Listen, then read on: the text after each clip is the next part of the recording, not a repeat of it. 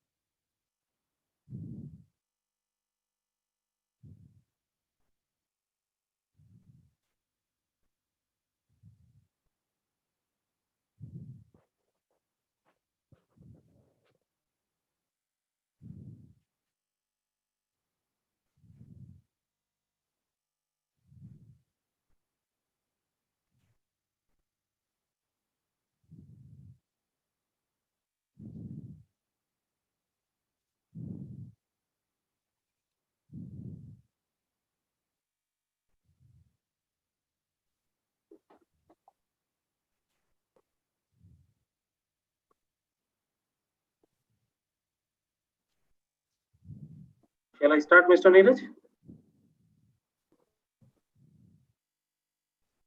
Mr. Neeraj? Another 1 minute. Mr. Neeraj, shall I start? Atul, just 1 minute, please. Okay.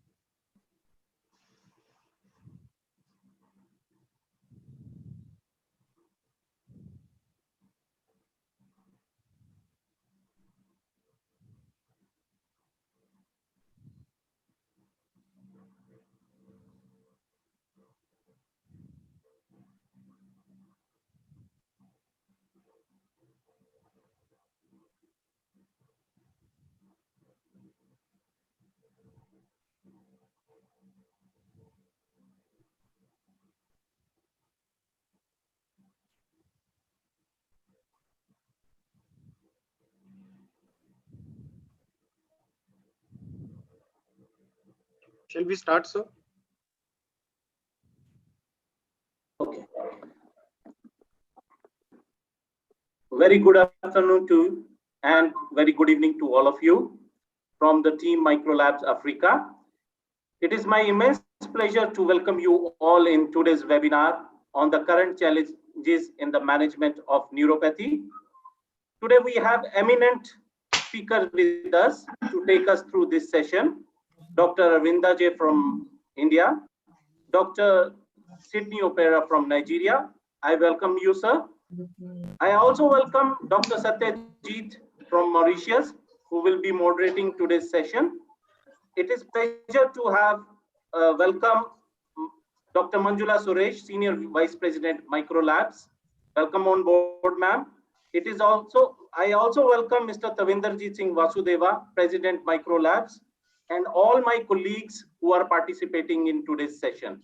And a heartiest welcome to all the participants for being with us in today's session. For the challenges of neuropathy, today's world, Microlab has Meconafort.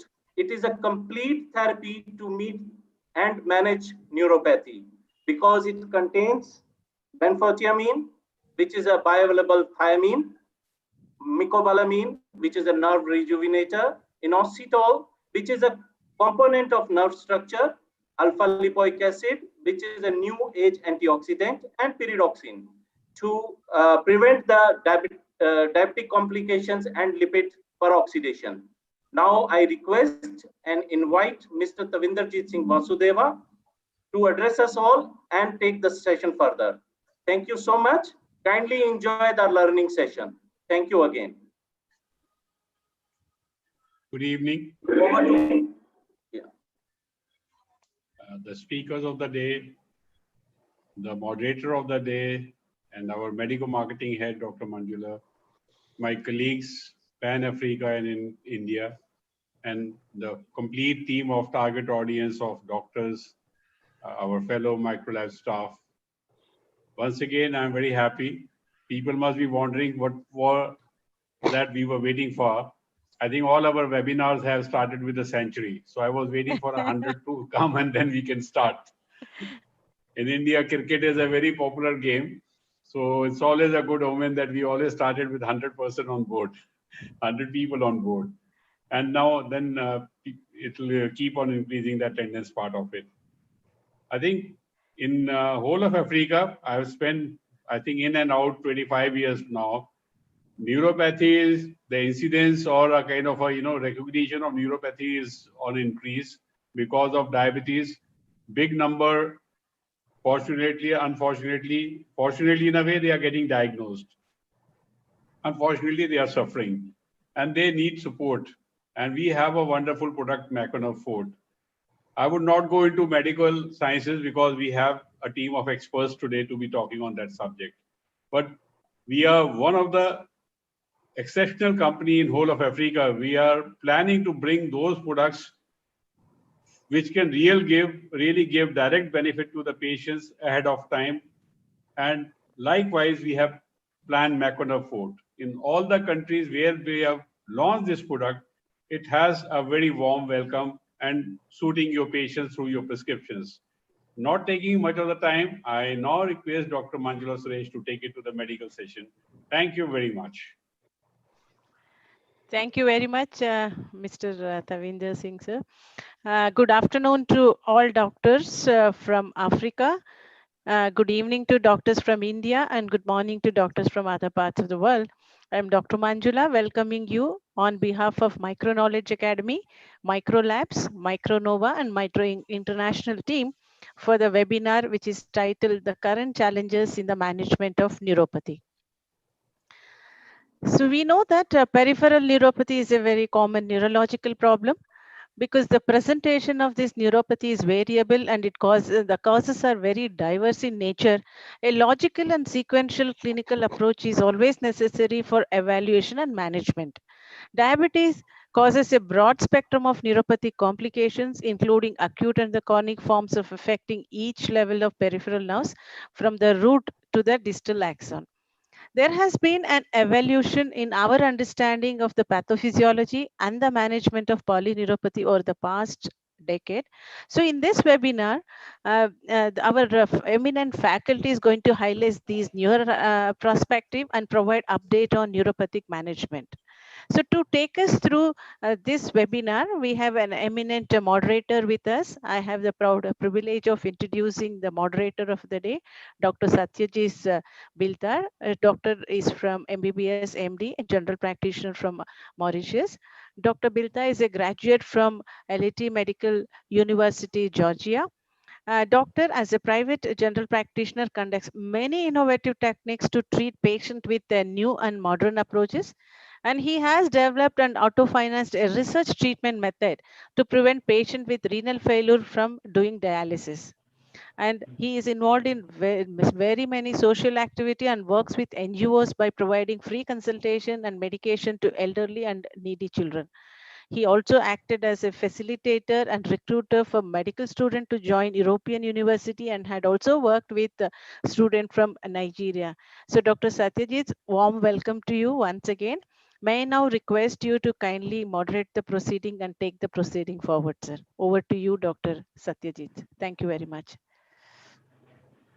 My greetings to everyone, to participants, to attendees, and thank you for lovely introduction, Dr. Manjula. I would like to introduce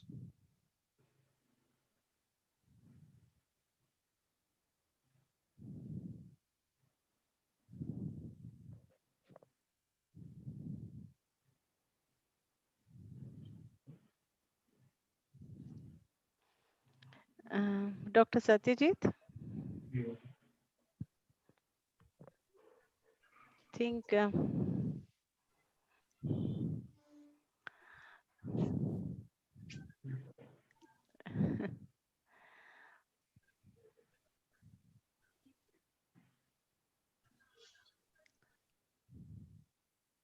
sir, can you hear us?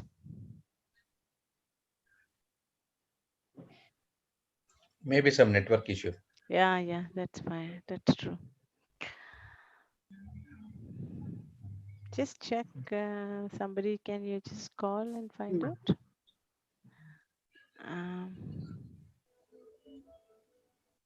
It was all okay, na? This is what the technology, suddenly something goes wrong.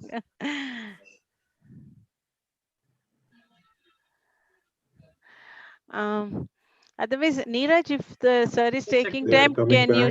Yeah, sir has come back. Coming back in seconds. 2 Oh. seconds. He's joined. They were just logged out. They are logging in. Okay, that's fine. Internet Just working. seconds. Yeah, sure.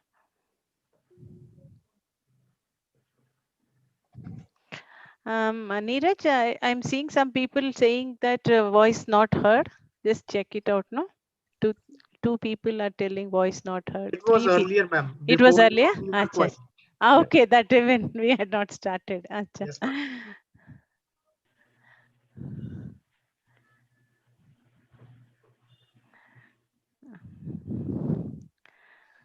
So all doctors, our moderator is just joining in. Just he lost internet connection. Within a minute, even less than that, he'll be joining us. Please stay on, sir.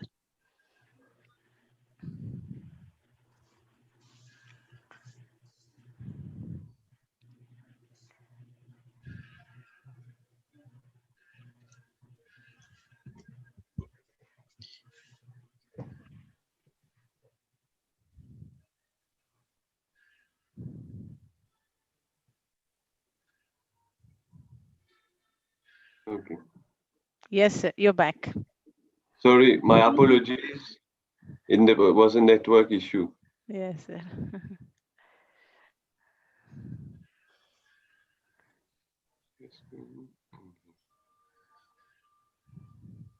Okay.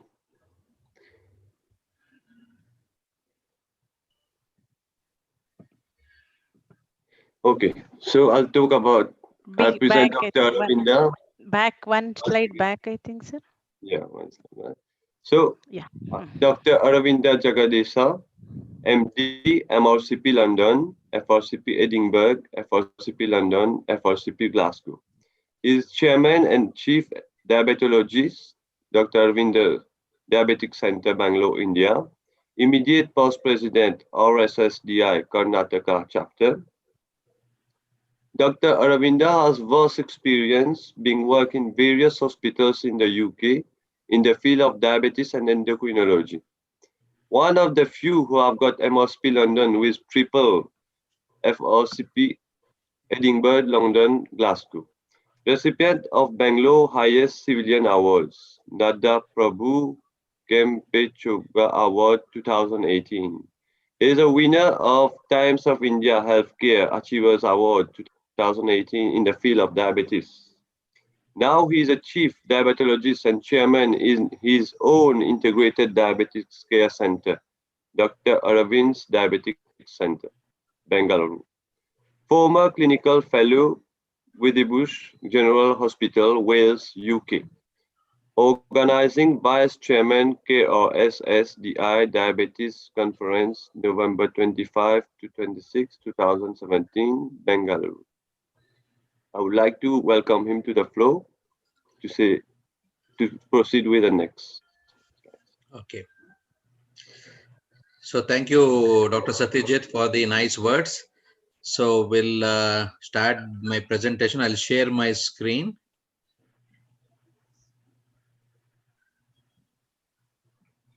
Dr. Satyajit, you just stop sharing. Yes.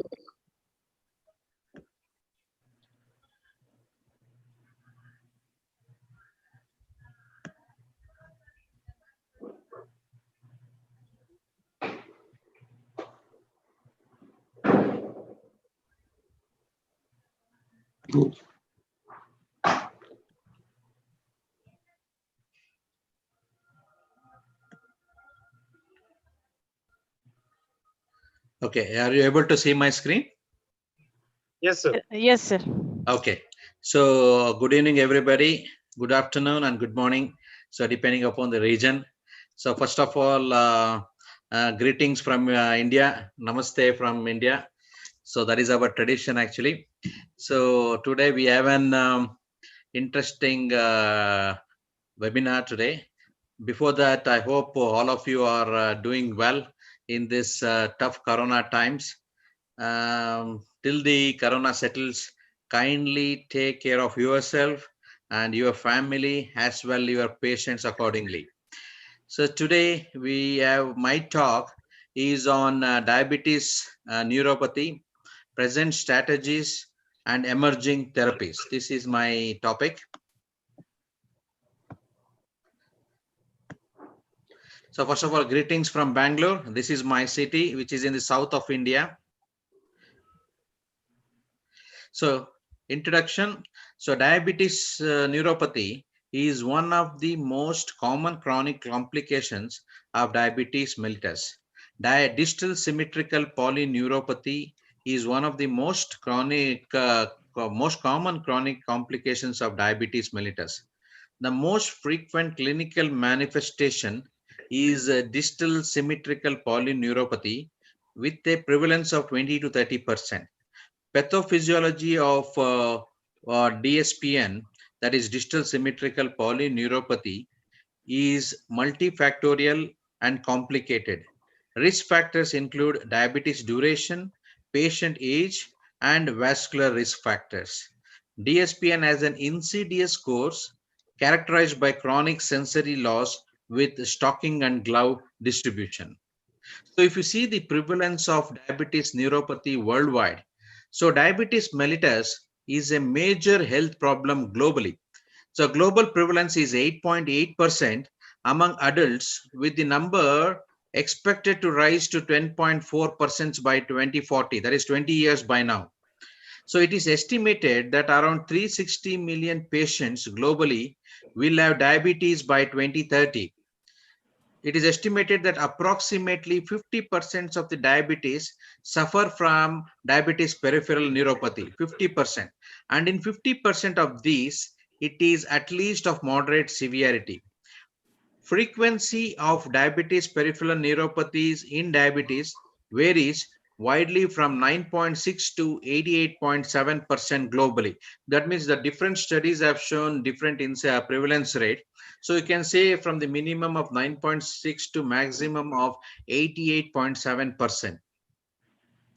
If you take the overview on diabetes peripheral neuropathy, you can see on the left-hand side of the slide, it is characterized by symptoms and or signs of peripheral nerve dysfunction after exclusion of other causes in patients with diabetes. I'm sure next Dr. Sidney will be talking of other causes of neuropathy in general. So DPN is symmetric and predominantly sensory, starting distally and gradually spreading proximally in a glove and stocking distribution. The small nerve fibers are affected in early stages and large fibers are involved later on with the disease progression. On the right hand side, you can see DPN in a simplified way. It is the common cause of neuropathy globally. I'm sure in India we are seeing that. I'm sure it is the same in Africa as well.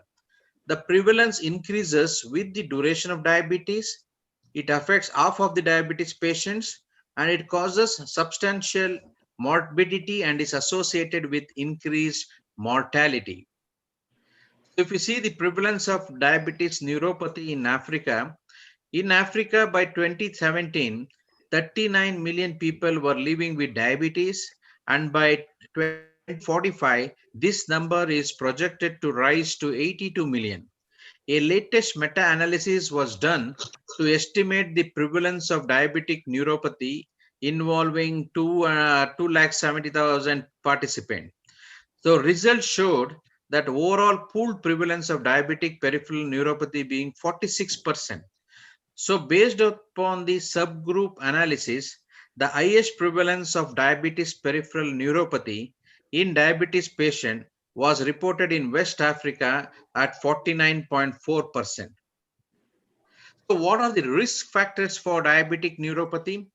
One is the older age, smoking, heavy alcohol intake, change in HbA1c, longer duration of diabetes, long-term poor glycemic control that leads to perturbation of insulin signaling, secondary to insulin resistance, results in neuronal damage and contributes to the pathogenesis of diabetes peripheral neuropathy. So cardiovascular risk factors are the obesity, dyslipidemia, and hypertension. The long-term poor glycemic control and dyslipidemia emerge as the major modifiable risk factor. This is the most important thing. In India or in Africa or in globally, even in the best of the best countries, we have a very systematic process of managing diabetes in US or UK. The average HbA1c they have recorded is 8%. That means the controlling the diabetes is a big challenge. If the sugars are not under control, the diabetic neuropathy is prone to develop. So under diagnosis of DPN. So if you take the diagnosis of DPN, DPN is diabetic peripheral neuropathy. I'll be addressing as DPN. So diagnosis of diabetic peripheral neuropathy is a significant challenge for clinician as it is commonly diagnosed late when patients already have advanced consequences like diabetic foot ulcers. So what are the causes of underdiagnosis? You can see here many patients up to 50% remain asymptomatic for a long period of time since the onset of diabetic peripheral neuropathy is usually insidious. Next one is the physician barrier. It might tend to underestimate DPN in patients and thus miss potential opportunity for early intervention. So bottom line you can see that patient communication barriers, reluctance in reporting symptoms to their doctors due to unusual nature and combination of symptoms. Many patients have trouble describing their symptoms accurately. And third one is rising demands of increasingly time-constrained primary care visits. These are the problems of diabetic peripheral neuropathy. So coming to the mechanisms of diabetic neuropathy, this looks a busy chart, but if somebody interested, they can take a photo of this particular slide, how the diabetic neuropathy arises. You can see in both the yellow one, what you are seeing is the type 1, the blue one is the type 2, and the green one is both. So these are the various pathogenic factors for a diabetic neuropathy, the various factors. It is related to protein oxidation or lipid oxidation, ultimately all of them leading to inflammatory signals and leading to DNA damage, endothelial stress, mitochondrial dysfunction. How the hyperglycemia-driven Schwann cell stress and neuronal damage. You can see in this chart, it looks a busy chart, but it is simple how the hyperglycemia causes the damages like mitochondrial dysfunction, how the inflammatory signals arises, and how the microvascular damage occurs, and how the neuronal damage. Ultimately, you can see it leads to demyelination, axonal loss, myelinated fiber density reduction, decreased nerve conduction velocity. This is the hyperglycemia which plays a role in damaging the nerve conduction velocity. You can see the pathogenesis of diabetic neuropathy. So various pathways are involved in this. You can see in this hyperglycemia through polyol pathways, exosamine pathways, and glycolysis. All these pathways are involved, leading on to endoplasmic reticulum stress and DNA damage. Ultimately, you can see there will be a death, nerve cell death as well, leading on to apoptosis. So this is the pathogenesis of diabetic neuropathy. In this beautiful chart, you can see the peripheral nervous system and alteration in diabetic neuropathy, how the ischemia occurs, how the demyelination occurs, leading on to degeneration. So this is the alteration in nerves you can see in diabetic neuropathy. Coming to the classifications of diabetic neuropathy, there are three broad classifications. That is diffuse neuropathy, that is A, what you are seeing in this A, and the B, that is mononeuropathy, and the C is the radiculopathy or polyradiculopathy. These are the three broad terminologies used in classifications of diabetic neuropathy. In diffuse neuropathy, you can see DSPN, that is dietary sensory polyneuropathy. It may be primarily small fiber or large fiber or mixed. Next, it can be cardiovascular, that is autonomic neuropathy. When it comes to autonomic neuropathy, it involves cardiovascular, gastrointestinal, urogenital, and pseudomotor dysfunction. When it comes to mononeuropathy, I'm sure most of you would be seeing in your clinical practice the third cranial nerve palsy, which is the most common one. Then comes the radiculopathy. This is the classification for diabetic neuropathies. Coming to the staging of diabetic neuropathy, that is N1A, where the signs will be there but no symptoms. N2A, that is mild signs, symptomatic diabetic polyneuropathy.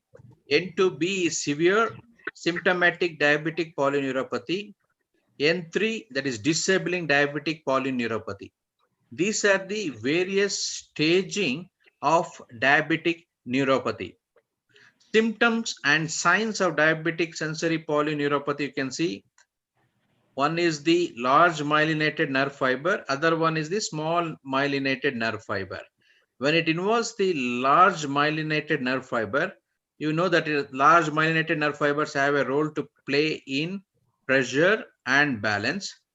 The symptoms will be numbness, tingling, and poor balance. When you see the examination finding in the bedside, we can see ankle reflex will be reduced or absent. Vibration perception is reduced or absent. And 10-gram monofilament test will be reduced or absent. Proprioception is reduced and absent. These are the large myelinated nerve fiber when they are affected. When it affects the small myelinated nerve fiber, you know the function of that is nociception, protective sensation. The patient will come with burning pain, electric shock sensation, stabbing pain in the affected area. And you can see hot and cold discrimination.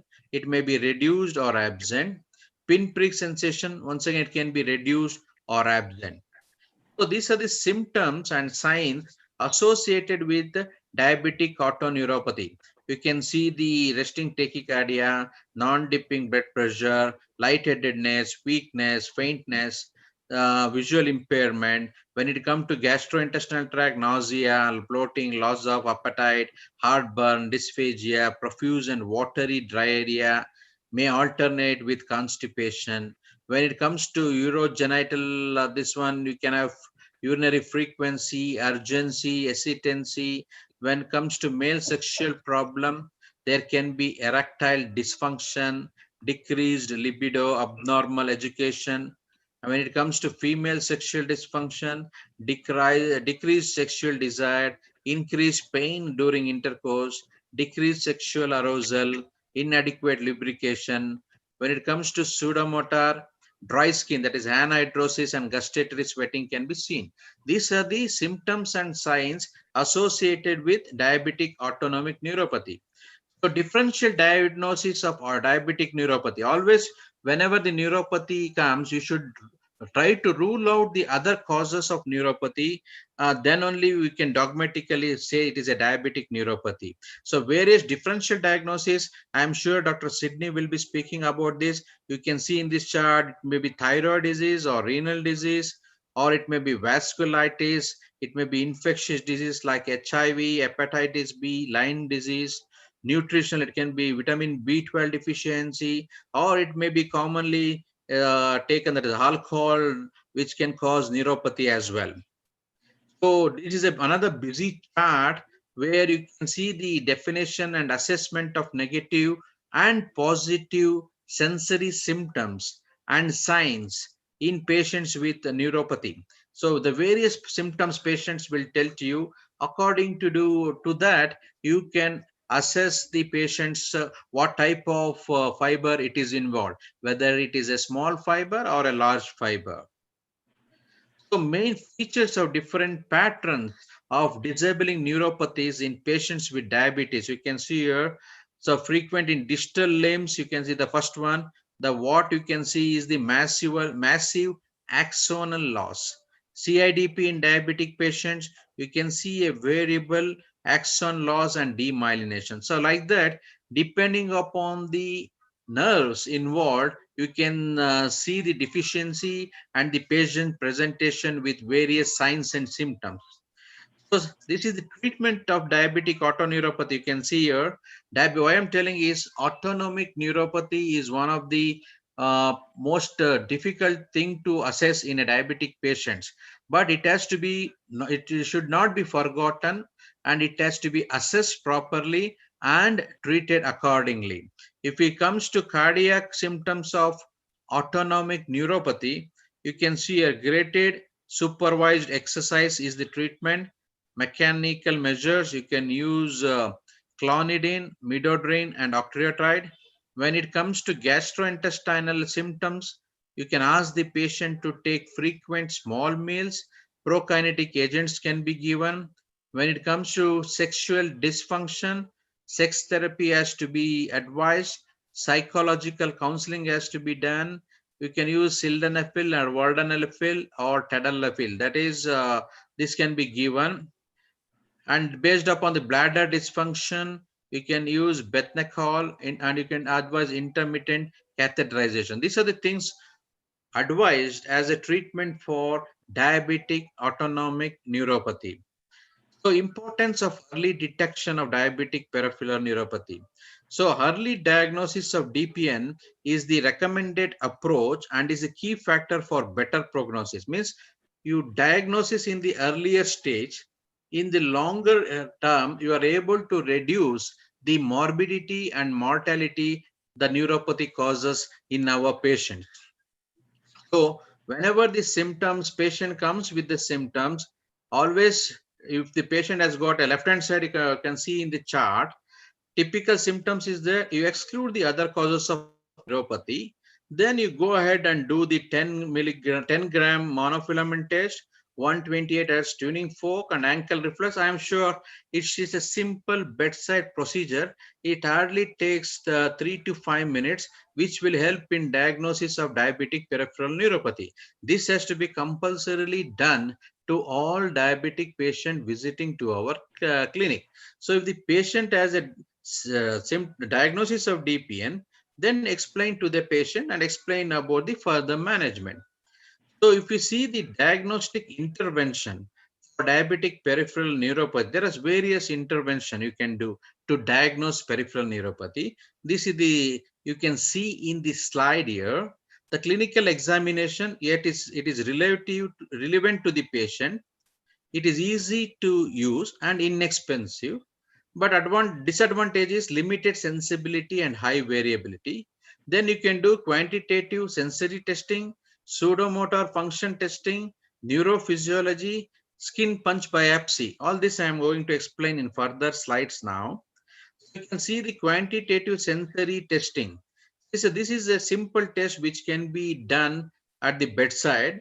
You can see on the right hand side here, the pressure, the 10 gram monofilaments are pressed on the 10 points on the sole and dorsum of the feet. You can see the demonstration in the picture. And the bottom line, you can see the warm and cold sensation can be assessed using the tip therm. It's a pen-like device where you can assess the hot and cold sensation. This is also a simple test, inexpensive test, which can be done in our day-to-day practice. Next, this Semmes-Weinstein monofilament test. That is what I was explaining about the 10 gram monofilament test. You press it and see in different 10 points in the foot. Based upon that, you can assess the nerve conduction study. Next one is the pseudomotor function testing. So once again, you can hear it is an indicator test where neuropad are applied to both soles at the level of the first and the second metatarsal head.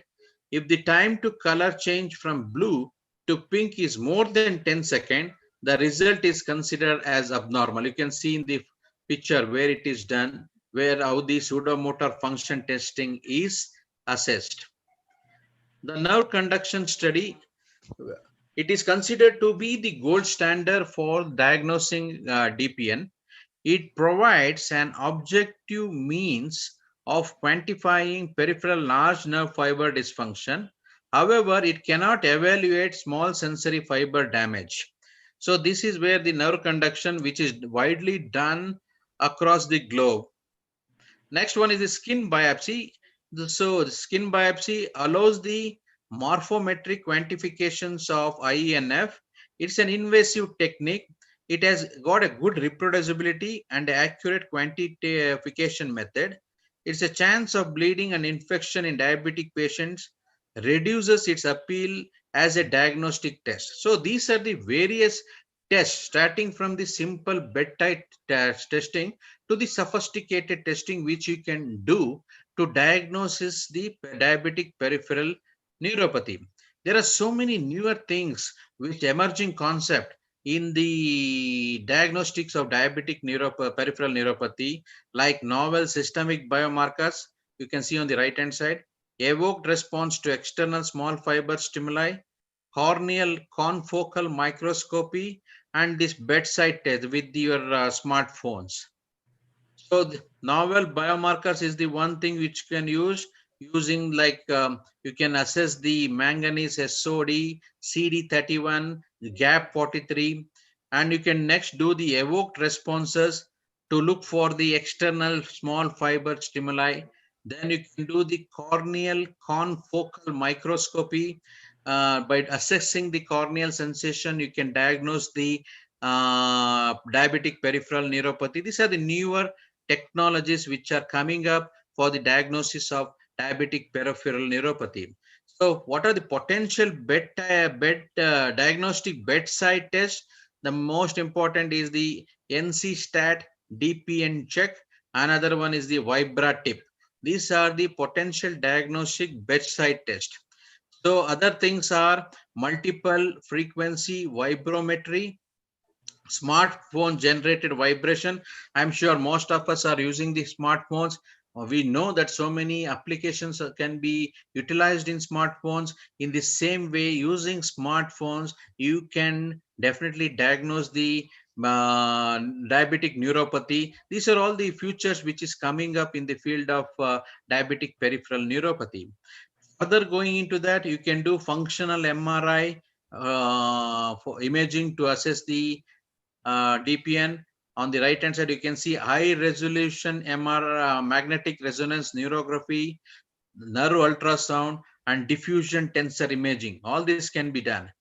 Coming to the management of diabetes neuropathy, treatment goals in diabetic peripheral patient, neuropathy patient include pain modulation, enhanced glucose control, restoration of function, and patient education. The current approaches to the management of diabetic neuropathy focus on the improving glycemic control, lifestyle modification, and management of neuropathic pain. The optimal therapeutic approach for patients with type 2 diabetes includes lifestyle intervention, specifically diet and exercise, coupled with optimal lipid and blood pressure control. Improved glycemic control plays a role in preventing the onset and progression of diabetic neuropathy. So disease modifying therapies are there. So now coming to the disease modifying therapy, several therapies have been designed to target the pathogenesis of diabetic neuropathy. The treatment of peripheral diabetic neuropathy is relied on the effective therapies that is beneficial with minimal side effects. So if you can see the methylcobalamin as a properties of myelination improving symptoms. Alpha lipoic acid has been shown to improve symptoms in diabetic neuropathy. Aldose reductase inhibitors is effective in treatment of diabetic neuropathy owing to the proposed involvement of the sorbitol pathway in the pathophysiologies of disorder. This is published by Friedman et al. in last year in 2019. In our country, in India also, we use methylcobalamin and this combination of alpha lipoic acid in our day-to-day management of diabetic neuropathy with symptoms, and we have seen a tremendous response in our patients. So coming to the methylcobalamin advantages in diabetic neuropathy, you can see methylcobalamin is necessary for nervous system by being crucial and direct donor of methyl groups to the myelin sheath that insulates the axon and for DNA metabolism for nerve generation. It acts by promoting lecithin, also accelerate the myelination and regeneration of the peripheral nerves. Addition of methylcobalamin corrects the B12 deficiency, regenerate neurons, and significantly improves neuropathic symptoms. Methylcobalamin, being the active form of vitamin B12, is essential for critical peripheral nerve functions impaired in various types of neuropathies. I'm sure because the advantage of methylcobalamin is because if most of our diabetic patient is on metformin for a long duration of time, sometimes metformin can cause vitamin B12 deficiency. So in those patients, if you add methylcobalamin as a supplement, especially the patients with having symptoms, this methylcobalamin, you can see the following advantage. You can see the 4 advantages as depicted in this slide, which will help in reducing the reducing or controlling the diabetic peripheral neuropathy. Next, coming to alpha lipoic acid, benfotiamine, advantages in the diabetic neuropathy. Alpha lipoic acid seems to delay peripheral diabetic neuropathy through its multiple antioxidant property. Treatment with alpha lipoic acid increases the reduced glutathione, an important endogenous antioxidant. Benfotiamine, a synthetic thiamine monophosphate analog with improved bioavailability compared with thiamine, increases the trans-ketolase activity and decreases the advanced glycation end products. Studies have shown that benfotiamine may improve symptoms of diabetic neuropathy. The combination of benfotiamine plus alpha lipoic acid reduces the advanced glycolated end product formation. So this is the advantages of alpha lipoic acid, benfotiamine advantages in diabetic neuropathy. Next is the inositol pyridoxine folic acid advantages in diabetic neuropathy. You can see that inositol deficiency may be associated with inhibition of membrane-bound sodium-potassium ATPase activity. Propagation of nerve impulses requires an active sodium-potassium exchange. So inositol supplementation is beneficial in preventing neuropathy. Pyridoxal 5-phosphate, that is pyridoxine, decreases the glycolization of protein. Supplementation of pyridoxine levels can reduce the symptoms of diabetic neuropathy. So folic acid has a role in peripheral nerve injury repair by promoting Schwann cell proliferation, migration, and secretion of nerve growth factor. So all these things, inositol, pyridoxine, and folic acid have a role to play in diabetic neuropathy. So what are the clinical trials to justify this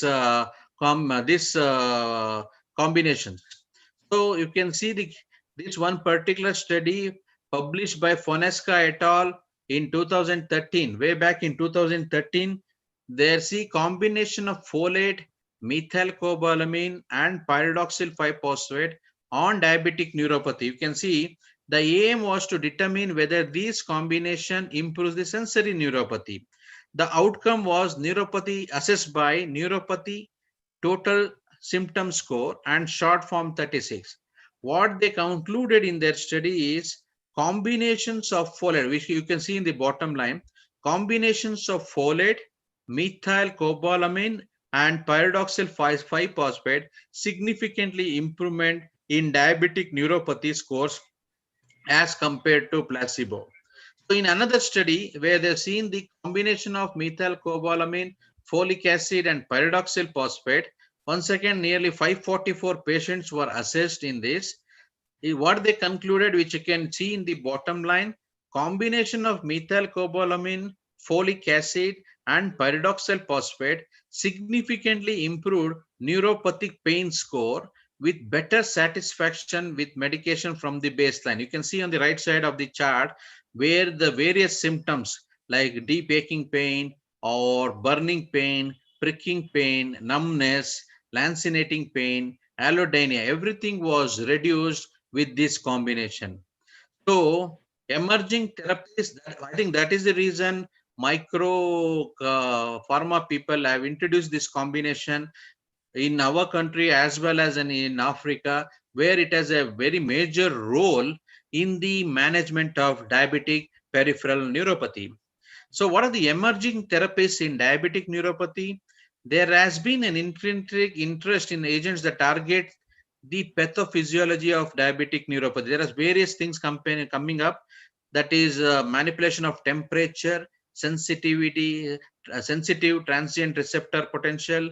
Next one is the angiotensin 2 type 2 receptor axis. Next one is angiotensin 2 receptor antagonistic.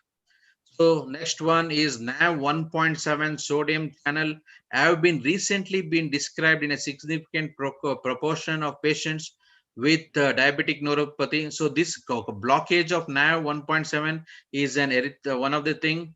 Erythropoietin is known to antagonize the production of pro-inflammatory molecule.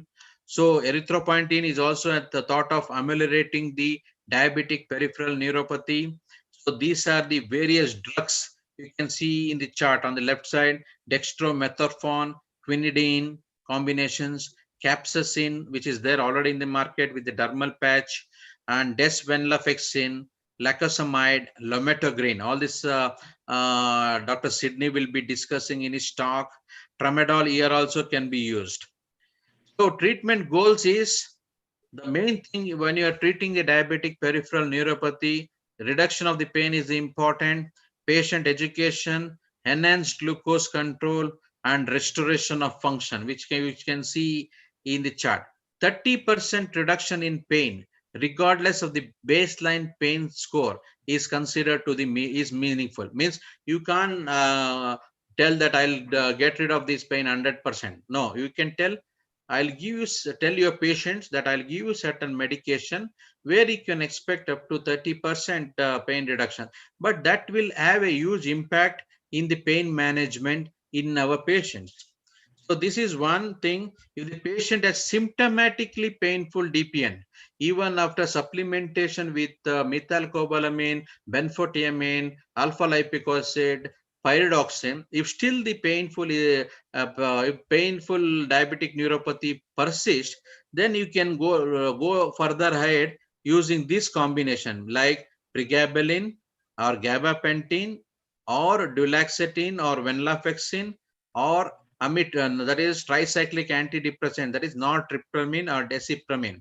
So these are the three things where you can, three groups actually. One is the voltage gated alpha 2 gamma ligand, and one is the serotonin norepinephrine reuptake inhibitor, and the third one is the secondary amine tricyclic antidepressant. These are the agents you can be used as a monotherapy or in combination with different agents. So this is the same, the continuation of how do you change the drugs according to the need and need of your patient, in what symptoms they come to you, and how do you treat them. So what are the newer therapeutic agents? That is Methanex, erythropoietin analog, pH wedge 165, and GF gene factor. These are the future. In another few years time, another 5 years, 10 years down the line, you are expected this molecule. So coming to the last few slides of my talk, ADA recommendation. What does ADA recommend? All patients must be evaluated for distal asymmetric polyneuropathy starting at diagnosis of type 2 diabetes, type 2 diabetes 5 years, and 5 years after the diagnosis of type 1 diabetes. Means any type 2 diabetes coming to your patient, coming to you for the first time, assess it. Or type 1 diabetes after 5 years, kindly assess it. So consider screening patients with pre-diabetes who have symptoms of peripheral neuropathy. Assessment must include a careful history and either temperature or pinprick sensation, that is small fiber function, and a vibration sensation. All patients must have an annual 10-gram monofilament testing for assessing feet at risk for ulcers and amputation. Electrophysiological testing or referral to a neurologist is seldom needed for screening, except in situations where clinical features are atypical, the diagnosis is unclear. Then Dr. Sydney Opera will come to the rescue of the physicians or the general practitioners. So continuing that, main treatment, what does the ADA recommend? Tight glucose control is the first and foremost treatment in the management of whether type 1 diabetes or type 2 diabetes. So optimize the glucose control. Consider pregabalin or duloxetine as the initial approach in symptomatic. In symptomatic patients, consider treatment with duloxetine, pregabalin, and gabapentin to improve quality of life. In lifestyle interventions are recommended for diabetic peripheral neuropathy in prevention in patients with pre-diabetes or metabolic syndrome and the type 2 diabetes. So ladies and gentlemen, to summarize my talk, diabetic peripheral neuropathy is the commonest cause of neuropathy worldwide, and its prevalence increases with the duration of diabetes. Its prevalence increases with the duration of diabetes. It affects approximately half of the patients with diabetes. Neuropathic pain is debilitating features of DPN, resulting in significant morbidity. Symptomatic therapies for neuropathic pain are an important component of care in diabetic patients to improve the quality of life. Emerging therapies with novel targets is beneficial in optimizing therapy for diabetic neuropathy. So diagnosis of DPN is a significant challenge because it often develops silently over time, thus making early detection difficult. Early diagnosis of DPN is the key factor for a better prognosis. Nerve conduction studies are considered to be the gold standard for diagnosing. Emerging diagnostics for DPN include novel systemic biomarker, evoked response to external small fiber stimuli, corneal confocal microscopy, and potential bedside test. Treatment goals is DPN include reduction of pain, enhanced glucose control, restoration of function, and patient education. A 30% reduction in pain, regardless of the baseline score, is considered meaningful reduction. So the summary of my talk is, in your patient, in your diabetic patient, if the patient comes with the symptoms of peripheral neuropathy, initially you give the supplements with the combination of Methylcobalamin, folic acid, Pyridoxine. It should be most of the time it is more than enough to for symptoms to subside.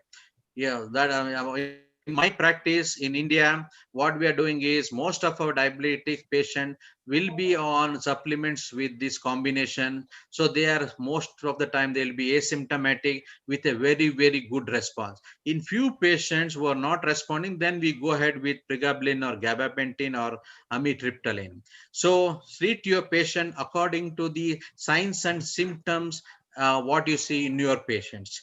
Thank you for your patience hearing. Over to the moderator.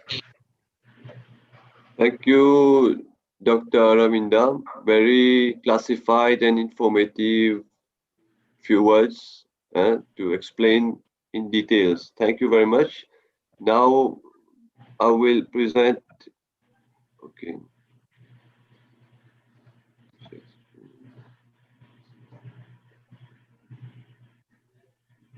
Okay.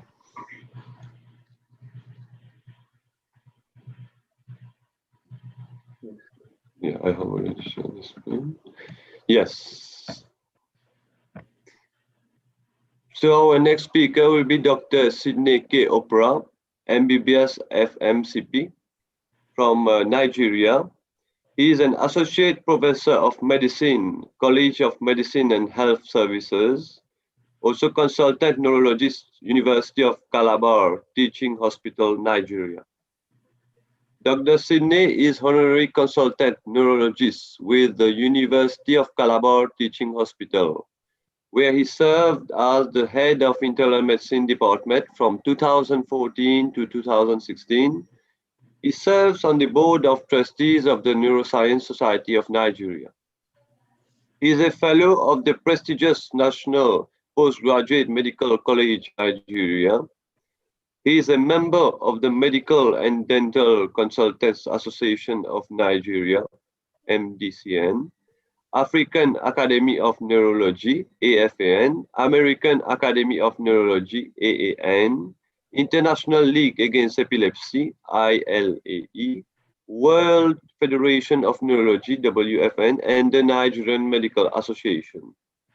He has authored numerous peer-reviewed academic publications in the medical field. His areas of interest include clinical neurology, epileptology, some aspects of women's health, tropical medicine, and medical education. Sorry. Between 2014 and 2016, Dr. Sydney also served as the acting head, Department of Medicine, University of Calabar, and was an external examiner to the Ebonyi State University College of Health Sciences. I will now invite Dr. Sydney to take the floor, please. Thank you. Thank you.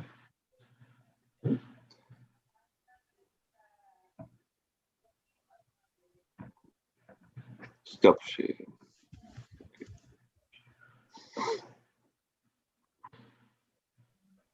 Thank you, sir. Can I go ahead? You may take the floor, please, Doctor. All right. Thank you. Thank you for the wonderful, for those kind words. Thank you so much. And good evening to everyone. It's evening 9 in Nigeria. It's a pleasure to be part of this. And okay. Well, good evening once again. Within the Dr. Vinda has actually done justice, has helped me quite a while. And I'm going to look at insights into neuropathic pain management, more like an overview in the next few minutes. And once again, I would really thank and commend Dr. Vinda, for he has made my job very, very easy, actually. So thank you for that. Without taking much of your time, let me start by saying that pain is an unpleasant emotional and sensory experience linked to the actual damage of tissue. And pain that is caused by a lesion or disease of the somatosensory nervous system is regarded as neuropathic pain, which is the subject of our discussion this evening. And pain could divide pain into nociceptive, neuropathic, or mixed. Remember, the one that is due to a lesion or disease in the somatosensory system is neuropathic, which could be peripheral or central. We'll go ahead.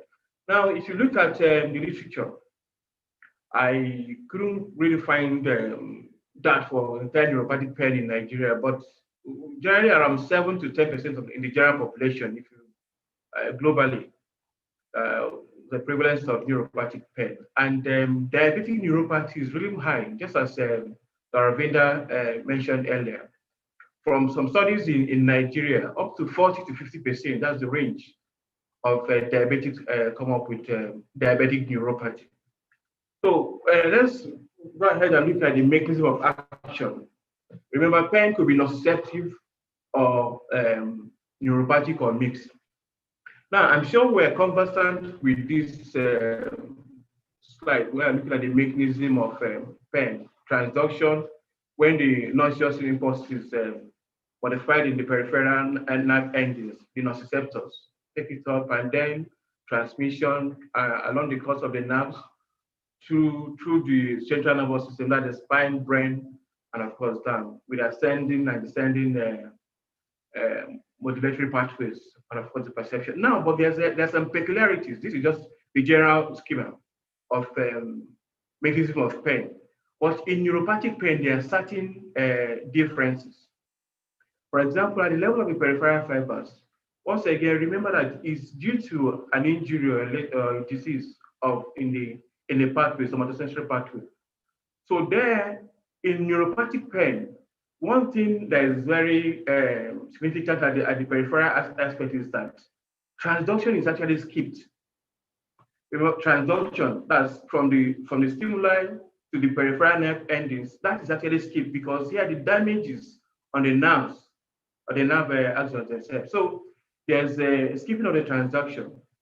And then you see quite the metabolic damage from toxins, drugs, and hypoxia, quite a lot of things. Some of the things that, if you look at Dr. Ravinda's slides, the causes of things that can cause neuropathy. Now, with damage, some of these things damage peripheral nerves and elicit inflammatory cytokines like interleukin and TNF2. They affect terminals of unmyelinated and the thinly myelinated nerve fibers. Those are the ones that convey pain, causing changes, quite a lot of structural changes. For example, changes in the fiber density and the induced neuronal hyperexcitability linked to fiber degeneration, altered channel expression, and composition, with resulting to things like ectopic firing and altered signal transmission. Now, because of the damage to the myelin coating of these fibers, you can have a situation where there's a sort of artificial synapses are created, leading to what we call epileptic transmission. Because of the breach in the myelin coating, you could see that even some other fibers that are within that vicinity, though uninjured, they have a kind of crosstalk with the injured fibers. This all lead to derangement in the normal transmission.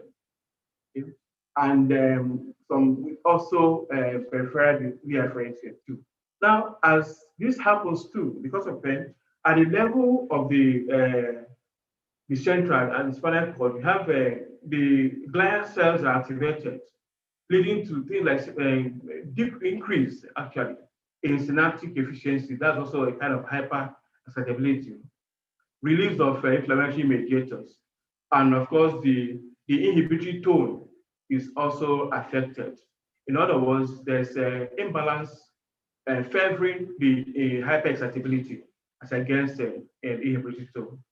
Even at the level of the brain, especially around where you have the periaqueductal grid, you have the inflammatory mediators release activation of glial cells too in the brain, resulting to plasticity, cortical remodeling, increasing the descending facilitation of pain while decreasing the descending inhibitory modulation of pain. So really at the level of both the peripheral and the spinal and supraspinal, you have a kind of sensitization that tends to perpetuate and worsen this pain. Okay, so then if we look at classification, there are actually various classifications of neuropathic pain. A way to look at it is to look at it with respect to the causes: traumatic, metabolic, iatrogenic, but I actually prefer the more or less the clinical perspective. So I prefer the one that you classify with respect to the site of the dysfunction. So that way you have the when the problem is at the level of the central nervous system, that's the spinal cord and above, or it could be peripheral, which could be focal or multifocal or generalized. So some of the things that example of things that can cause neuropathic pain include in the central nervous system includes things like post-stroke, especially thalamic infarct,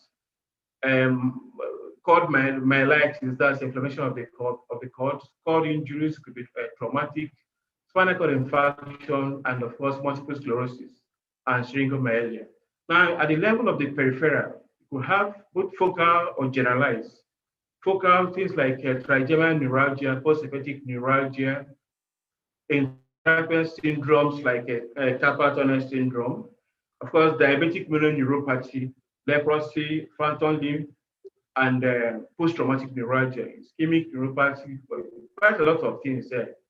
And even at the level of the periphery, it could be generalized, more like distal symmetric polyneuropathy that Dr. Arabinda mentioned. Of course, diabetes is a very, very common cause worldwide, especially in this part of our world. AIDS, that's acquired immunodeficiency syndrome, drug-associated neuropathies, for example, things like following use of isoniazid, uremic neuropathy, alcohol use, vitamin B deficiencies, both B12, thiamine, even B6 deficiencies, some metabolic conditions like hyperthyroidism, quite a lot of Fabry's disease, quite a lot. And of course, you can look at the complex neuropathic disorders, of which a very, very common example is a complex regional pain syndrome. So, like I said again, my approach of classification is with respect to the site of injury, because when you're evaluating a neurological condition, you really want to identify at what level of the neuroaxis where the problem is. So, in handling neuropathic pain, these are the goals of the management. One, you want to establish a diagnosis, which is very important, and reduce the pain, because doing that will improve the physical functioning of the patient, of course, mitigate some comorbid psychological issues, and indeed enhance overall quality of life of the affected persons. And of course, by the time you do that, establish a diagnosis, you need to treat, look at the underlying conditions and treat them.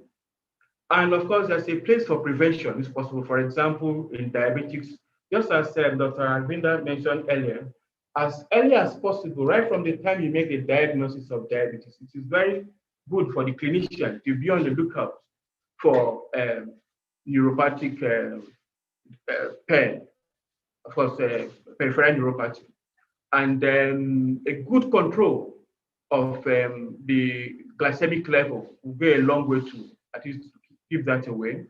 And for some of the patients that are on medications that can induce the neuropathy, like as in people that are taking anticox for TB, for example, you were to give supplements like pyridoxine. Indeed, when the idea there is as much as possible, catch them early and put in some preventive measures. Use of drugs like aldose reductase pathway for in also in diabetics too, because the polyol pathway has been, of course, is implicated in neuropathy generally in diabetes. So in other words, the goal is to establish the diagnosis, reduce the pain, because that will go a long way to improve the outcome. So in establishing the diagnosis, of course, clinical evaluation starts from history. Very, very important. So you look at the sites of the problem, the pain, the onset, the duration, the progression, what's the intensity like, the character, the pattern, the radiation, whether it's distal, which you expect in neuropathic pain, unlike in nociceptive that with little or no radiation that is even more proximal. We want to look at what factors worsen or relieve the pain, and there are some other symptoms. And also in the history, you want to see if you could identify some causes, etiological factors like first diabetes. Does the person have diabetes mellitus? Is there a problem with alcohol intake, vitamin deficiencies? And will it be hereditary? And all whatnot. In other words, apart from characterizing the pain and all the symptoms, you want to see if you can pinpoint the possible cause of the neuropathic pain that the person has presented with. Now, as you're taking the history, you have to notice both the positive and negative symptoms.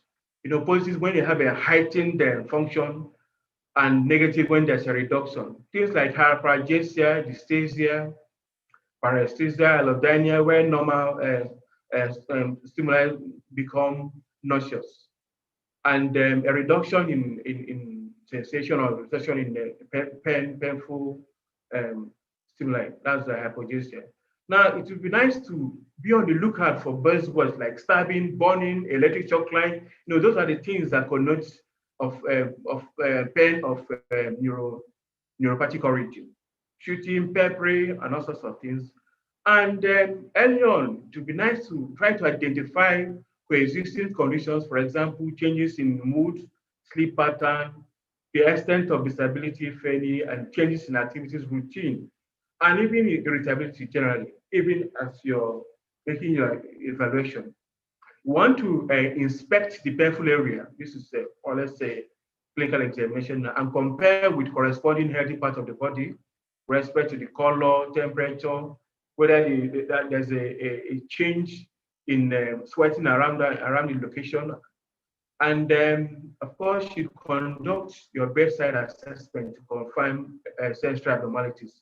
This is more like a neurological examination. You want to do for fine touch, pinprick for pain, hot and cold sensation, vibration sense, and stretch leg pressing test. But that's actually for sciatica, also a form of neuropathic pain.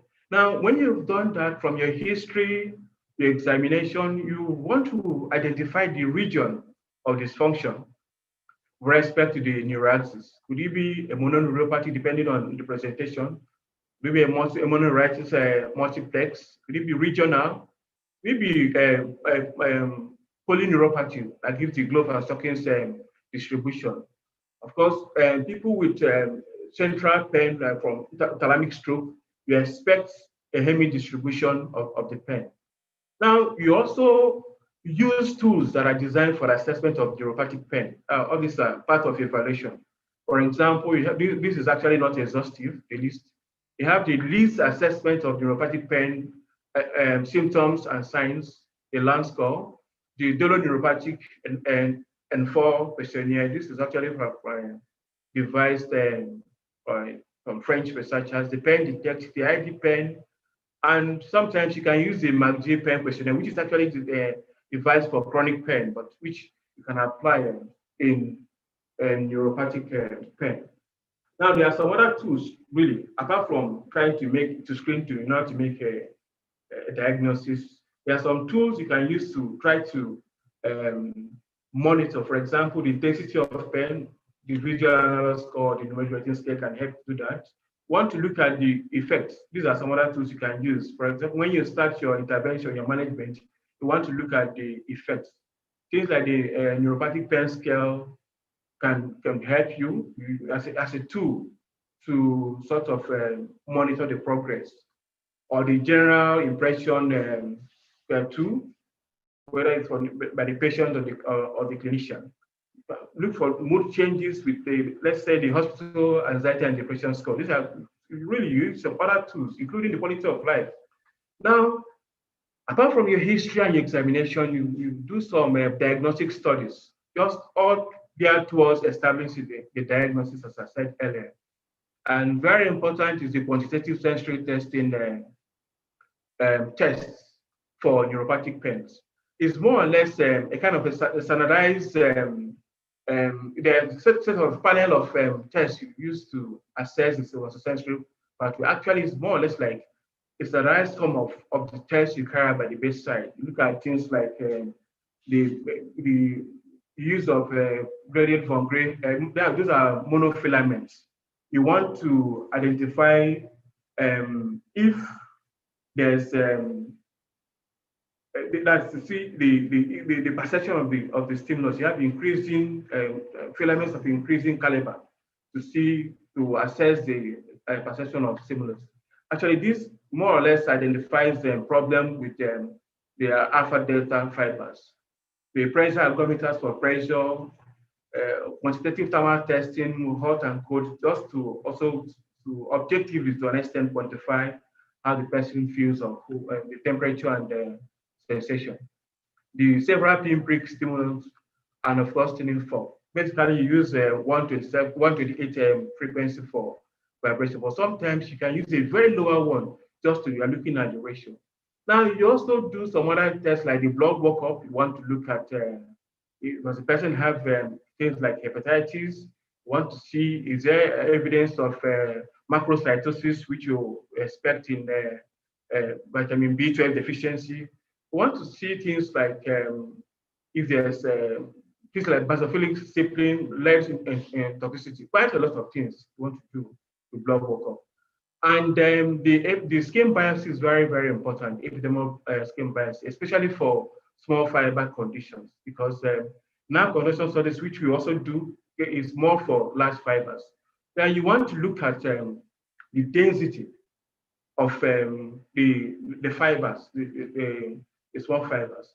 Bearing in mind that if you back up the slides on the mechanism, pathophysiology, you find that there is a fiber degeneration and decrease in density. And also too, sometimes even in the skin biopsy, you want to look at the sympathetic fibers. Sometimes there's an upregulation of the density actually of the sympathetic fibers. We also, nerve conduction studies is very important, especially for large fibers. And for example, if you look at it, the velocity, if it's less by up to 70-75% of expected, it gives you an impression that you're dealing more with a primarily demyelinating condition. Things like electroneuromyography, which is a combination of electromyography and nerve conduction studies. And of course, your imaging studies, various MRI is very important. For us in this part of the world, we do GSS, we do X-rays and CTs, just to establish if you could see the lesion anywhere along the neural, especially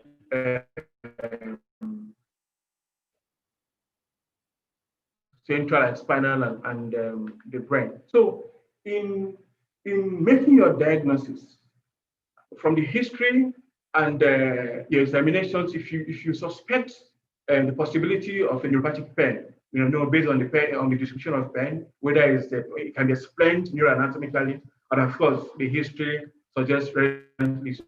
Now, you also having established that, want to see if your diagnostic test, if there's a positive sensory sign confined to a particular territory that will suggest a neuropathic pain, and also if you're confirmed with your like your MRI or your nerve conduction studies, if none of those things are positive, I mean, if you suspect someone has neuropathic pain, you've done the examination to look at the distribution, the pattern, and then you've done your ancillary test. If none of them is positive, you can say that is actually unconfirmed as neuropathic pain. But if you just one of them that is positive, you think you probably are dealing with a probable neuropathic pain. But if both of them are positive, then that's a definite neuropathic pain. So having established your diagnosis, you want to treat. Basically, there are various modes of treatment, which could be drug and pharmacologic or non-pharmacologic, and there are also some invasive interventions that can use. So looking at pharmacotherapy, which I think I'll dwell heavily on, you look at some of the sites of actions of some of these drugs. At the periphery, look at things like the local anesthetic agents, or I'm going to talk more on the topical analgesics, anticonvulsants, especially the ones that act on sodium channels like phenytoin and carbamazepine, the tricyclic antidepressants, opioids that work on mu receptors, and then the aldose reductase inhibitors, especially for diabetic neuropathy because of the effect on the polyol pathway. And also drugs that affect the central sensitization, which we see as part of the derangements in neuropathic pain. Anticonvulsants, were the ones that act on calcium channels like pregabalin and gabapentin, opioids, the TCAs, the selective non-adrenaline reuptake inhibitors, and drugs that act on NMDA receptors, either N-methyl receptors as antagonists. And of course, the agents that affect the modulation, that is descending modulation of the pain pathway, where you also have the opioids, the TCAs, the anticonvulsants, also actors. So just a look at some of the mechanisms of action of the medications. I talked about the anticonvulsants and GABA analogs, such as pregabalin and gabapentin. They bind to calcium channels and reduce the release of neurotransmitters. Whereas some other anticonvulsants like carbamazepine, phenytoin, and sodium channel blockers. And of course, some of the side effects one can experience, because in placing your patient on medication, of course, you need to advise the person on the possible side effects and what to expect, just in case. Things like sedation, confusion, dizziness for pregabalin and gabapentin. And then also, carbamazepine can cause some kind of dizziness and ataxia. The tricyclic antidepressants inhibit uptake of noradrenaline and serotonin. They block sodium channels, and they have anticholinergic properties too. And that makes quite a sizable portion of our patients complaining of dryness of mouth and sedation. And also, you have to be careful with somebody that has a glaucoma. I mean, in the use of tricyclic antidepressants. The SNRIs inhibit uptake of noradrenaline and serotonin and augment the descending inhibitory pain pathway. In other words, they augment the descending modulatory pathway on pain. And they can cause nausea and fatigue and increase sweating. The opioid analgesics basically act on the mu-opioid receptor as agonists, and can cause constipation, nausea, and to an extent, respiratory depression, especially in larger volumes. The aldose reductase pathway. An example is a parasite, which is generally, I think the Japanese are the ones that have it in their guidelines. They are non-competitive reversible aldose reductase inhibitor, which is a key enzyme in the polyol pathway. And the effect is that they reduce the accumulation of sorbitol intracellularly, which is implicated in the diabetic neuropathy. The alpha lipoic acids also cause selective modulation of the neuronal T-type calcium channels. And lidocaine, the local anesthetic agents, block sodium channels and dampens peripheral nociceptor sensitization. And of course, tend to try to mitigate the hyperexcitability in the nervous system. And also capsaicin patches and cream. These affect substance P from the peripheral nerves, and also tend to mitigate the loss of epidermal innervation. So Looking at the medications, what I did, of course, Dr. Arvindo had talked about quite a lot of novel medications and modalities. But you see, I tried to look at the guidelines. For example, the Americans, what you have there are the medications approved by the FDA, Food and Drug Administration, for management of neuropathic pain. The Capsaicin patch and also the cream for post-hepatic neuralgia. Same thing with lidocaine patch and cream. Now, a lot of the guidelines, in fact, most agree that carbamazepine is the drug of choice for trigeminal neuralgia, and pregabalin for diabetic neuropathy, fibromyalgia, and spinal cord injuries, and some other forms of peripheral neuropathic pain like post-hepatic neuralgia. And the SNRIs, duloxetine for peripheral diabetic neuropathy too. So this is the National Institute of Healthcare for Healthcare Excellence. That's a nice guideline for neuropathic pain.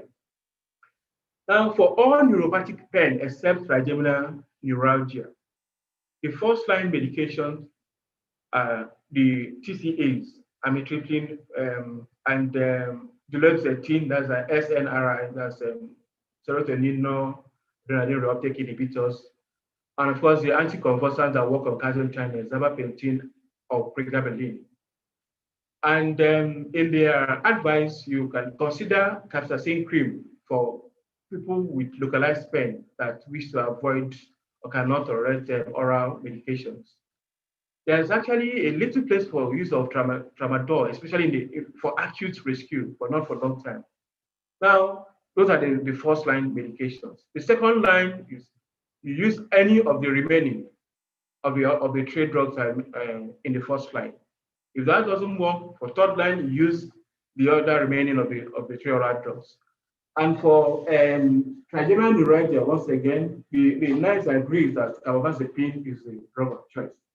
The NICE is actually the British. Now, they are of the opinion that trying some other medications shouldn't be done in a non-specialist setting, so except advised by a specialist. So if you've tried some of these and they don't work, the best thing is to refer to a specialist.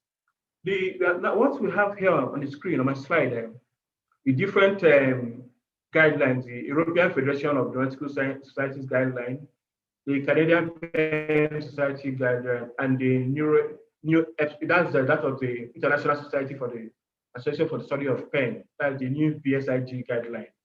Now, if you look at the first slide, that is for all for diabetic neuropathy. That's the European Federation of Neurological Societies. So, duloxetine, gabapentin, pregabalin, TCA, and then venlafaxine. That's another serotonin adrenaline reuptake inhibitors.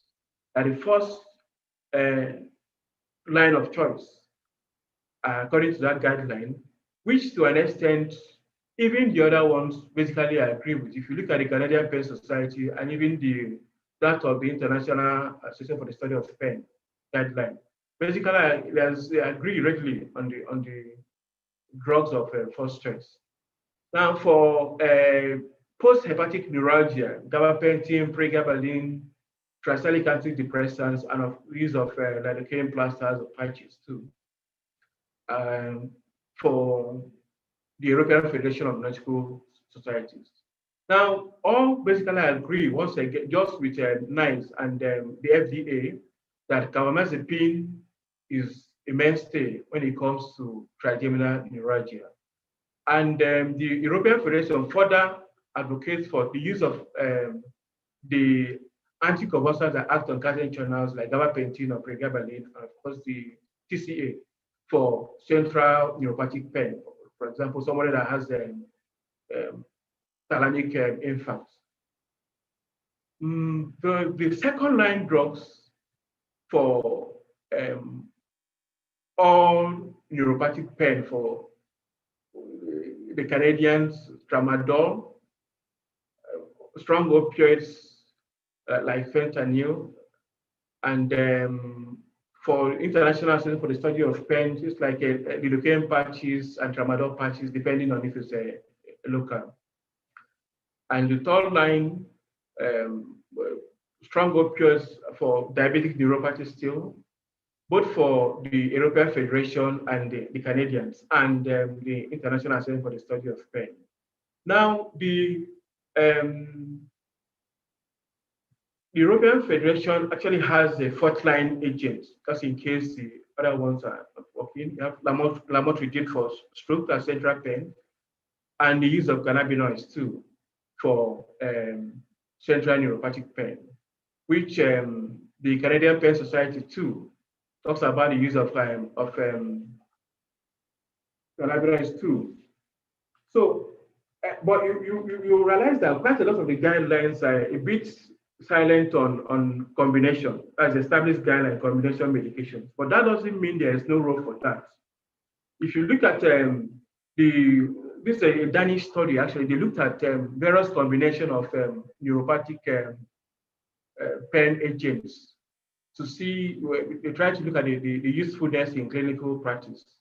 And you realize that combination of pregabalin or gabapentin with tricyclic antidepressant actually has been, the combination is well documented, and there's some kind of evidence, a level 1 evidence, if you're using the CDC rating for its use. The same thing with combination of pregabalin or gabapentin with the serotonin noradrenaline neuroreuptake inhibitors like duloxetine and phenylnephrine, and also with opioids. And they found insufficient evidence for use of combination of pregabalin or gabapentin with other anti-epileptic drugs like carbamazepine or phenytoin. And some sort of kind of mixed evidence for the combination of that with cutaneous patches. And then they also looked at combination of TCAs. Once again, the tricyclic antidepressants can combine well with opioids, and well with opioids. But they found insufficient evidence for a combination of TCAs with serotonin noradrenaline reuptake inhibitors, and with other anticonvulsants, especially the ones that act on sodium channel, like phenytoin and carbamazepine. And also, they were of the opinion that there was insufficient evidence for the combination of the tricyclic antidepressant and nortriptyline with cutaneous patches. So basically, if you're looking at combination, the combinations with substantive evidence for the use is that of pregabalin or gabapentin with TCAs, or with SNRIs and opioids, or TCAs with opioids. Basically, those are the combinations that have very, very strong convincing evidence for their uses. So we look at non-drug modes of management. There are quite some of them, like the use of transcutaneous electrical nerve stimulation. That actually works with the gate control theory. Use of acupuncture, acupressure, and then some cognitive behavioral strategies like meditation, guided imagery, and use of biofeedback and relaxation techniques like yoga. Now, these basically try to work on releasing the endogenous enkephalins, and then kind of enhance spinal cord modulation of pain, especially the inhibitory aspect, and also activates attenuates the activation of the sympathoadrenal system. And if you remember, I mentioned that sometimes you might realize that if you do a nerve biopsy, you realize that there's an upregulation of sympathetic fibers. Those are small fibers. And also, especially the cognitive behavioral therapies work by being able to decouple the sensory and affective components of pain. If you remember the definition of pain, it has both a sensory and then affective component. So in other words, person might feel the pain, but the emotional response will be kind of dampened, especially if you're looking at dealing with the cognitive behavioral therapies. And some of the benefits is that they reduce the need for opioids. Remember the side effects and the risk of addiction. And also they serve as useful adjuvants for pharmacotherapy, and they have minimal side effects. So then You can have other more or less invasive interventions like blocks, nerve blocks, for conditions like regional pain syndrome and neurolytic techniques where you inject alcohol like phenol just to modulate and also the use of pulse radio frequency. And there's this techniques, we have kind of a spinal cord stimulation and of course peripheral nerve stimulation. Really, in my facility, we don't do much of this, so it might seem a bit isolating for me. And also the use of medication pumps to deliver drugs as needed. So basically, what I've tried to say within these past few minutes is that neuropathic pain, there's pain which could be nociceptive or neuropathic, or sometimes you have conditions where you have a mixture of neuropathic and nociceptive. So neuropathic pain emanates from some changes which are always pathological in the somatosensory pathway. And a careful application of clinical methods as your history, your examination, purposeful examination, and judicious use of ancillary investigations are needed to establish a diagnosis. And the management of the pain itself entails a multimodal, so multidisciplinary approach that comprises both pharmacologic and non-drug modalities. And the choice of medication is informed by various guidelines and of course the underlying conditions of the patient. Now, although drug therapy is the mainstay of treatment, but we should offer our patients the option of benefiting from some other modalities, especially things like cognitive behavioral therapy and the other ones I mentioned. So once again, Dr. Aravinda mentioned some quite novel modes of treatment, but I actually confined myself to the ones that have been approved by various guidelines. And also, let's remember that prevention is is key, is very, very important.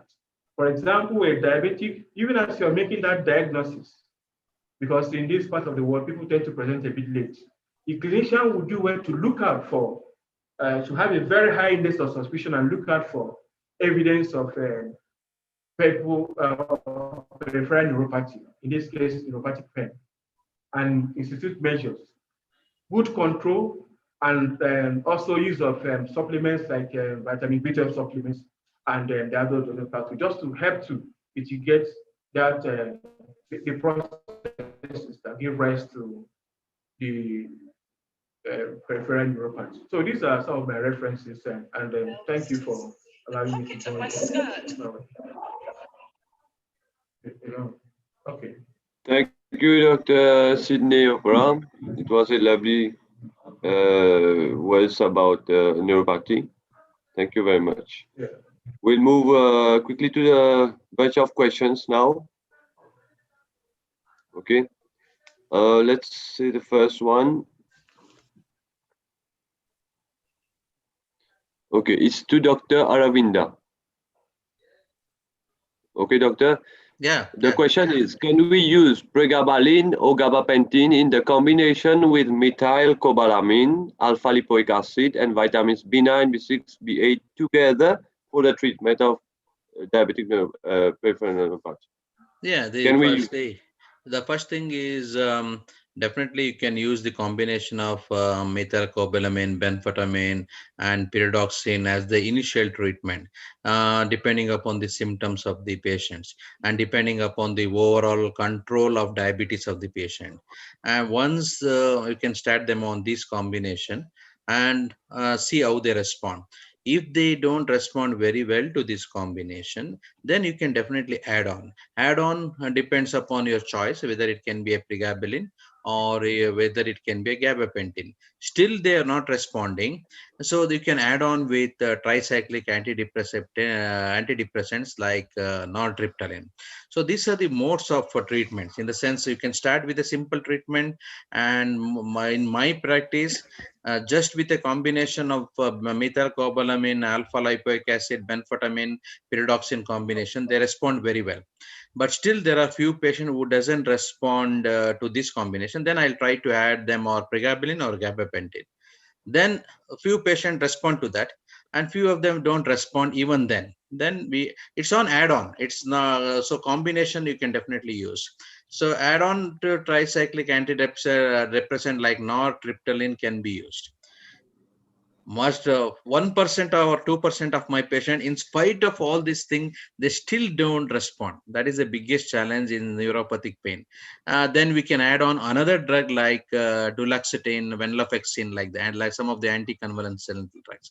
So it all depends upon the what severity of pain the patient has got, and is there overall associated conditions. And the main thing is always remember the lifestyle modification is very, very important, with a strict diet and exercise. Stopping smoking and alcohol is very, very important. And most important of all this thing is to control the blood sugar levels.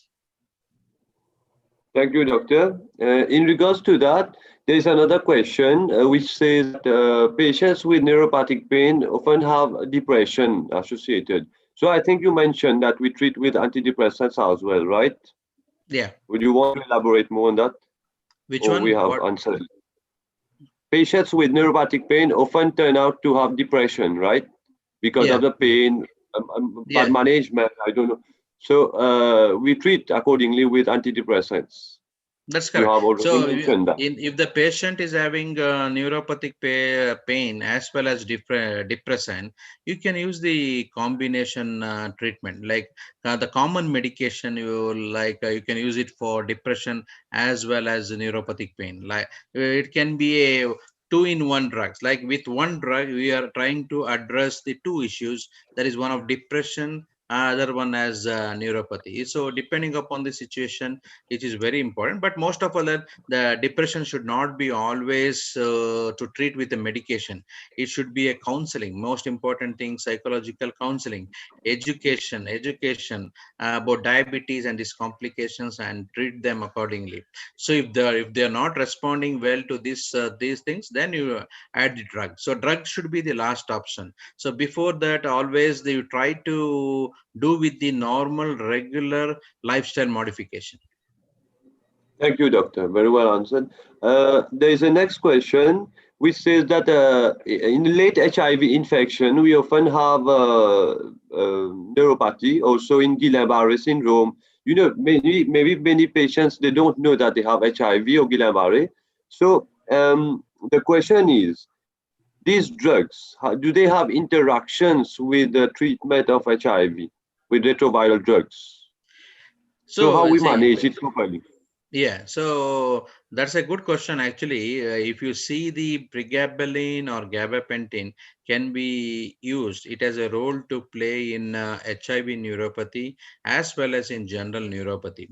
Regarding the interaction with antiretroviral drug, there is not much, according to me. I have to look into the literature, but with antiretroviral drug, I feel there is not much of interaction with that. But the problem is HIV disease per se can cause neuropathy. That is one aspect. And there are a few incidences where antiretroviral drug can also cause neuropathy. So that is a combination of things. In my opinion, the pregabalin or gabapentin can be safely used without much drug interaction. Dr. Sidney, your opinion on that? Yeah, it can be used in HIV neuropathy. Yes. If you remember the guidelines, all type of neuropathies, basically pregabalin, and you can use out the combination of TCH. Yes, definitely it can be used. Yeah, that's right, because in Mauritius also we use the pregabalin in such cases. That's true. There's one question for you, Dr. Sidney, since you took the floor. It says that diabetes has been described as metabolic and cardiovascular disease. How do you clinically differentiate between neuropathic and ischemic pain in diabetes? So I think how you differentiate between the pain?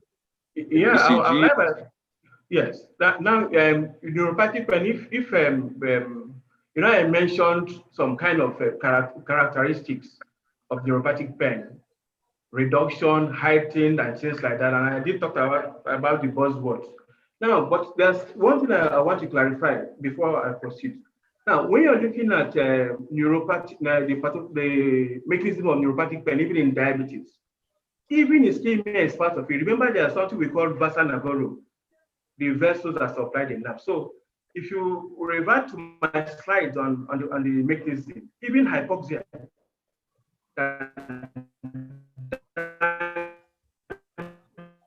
the peripheral vessels. Happiness with ischemia. Most of things like intermittent claudication. The person moves, with activity, depending on. Oh, my internet. I hope I'm still connected. Hello? Yeah, we are listening to you, doctor. Yes, we are hearing you. You may talk. Continue. Oh, okay. So if you can do that clinically with your assessment, both from the history, the nature, the character and pattern of the pain, and your examination, your baseline examinations. Of course, when you do that in ischemic pain, straightforward ischemic pain, you don't expect to have a derangement in the somatosensory pathway. But again, once again, ischemia is also implicated in the mechanism of diabetic neuropathy, especially the vasa nervorum. So you can't just really diverge the two. Okay, thank you. The one last question: can menopause be a cause of neuropathic pain? I think maybe in regards to hormonal changes and so on. Yes, because of the loss of the effect of estrogen on the nerves. Because you know that the sex hormones also have effect on the neuroendocrine system. So it could be because around the perimenstrual period, those hot flushes and things like that. Yes, but I think maybe Dr. Avinda has an opinion on that too. Yes, I think it could be a cause, but not very. Yeah, it's not a common. It's not a common thing observed because there are few papers where it can be a cause because of hormonal imbalance. But most of the menopausal ladies will be associated with some other problems as well. Some majority of them will be associated with diabetes or vitamin B12 deficiencies. So those are or some nutritional deficiencies. So especially in those cases, definitely you can have a role like neuropathy can be present. Along with that, there will be definitely significant hormonal changes. So the neuropathy chances are there.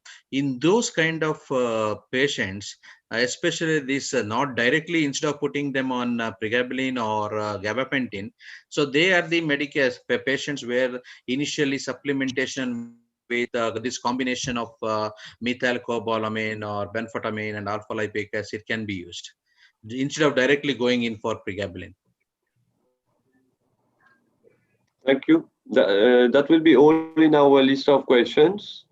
I would like to thank Dr. Sidney Opra and Dr. Aravinda for very informative speech today. We have been blessed with such good presentation tonight.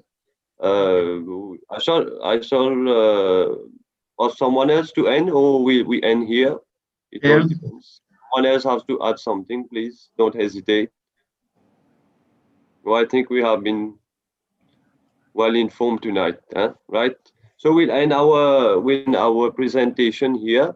We thank everyone for their knowledge they have acquired tonight, for following us tonight, and our doctors. Thank you very much, colleagues, friends, and attendees also.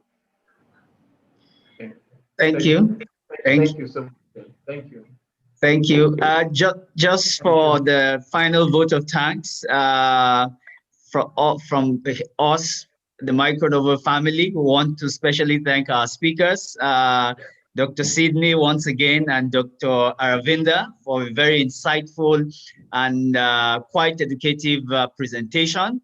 Also, special thanks to the Microlabs Knowledge Center being also led by Dr. Manjula. Thank you very much, Ma, for a wonderful time and putting all this together. Special thanks also to our various regional and country directors and managers, and also finally to our own Microlabs president, Mr. Tavinda, for a very visionary and insightful leadership, putting all this together.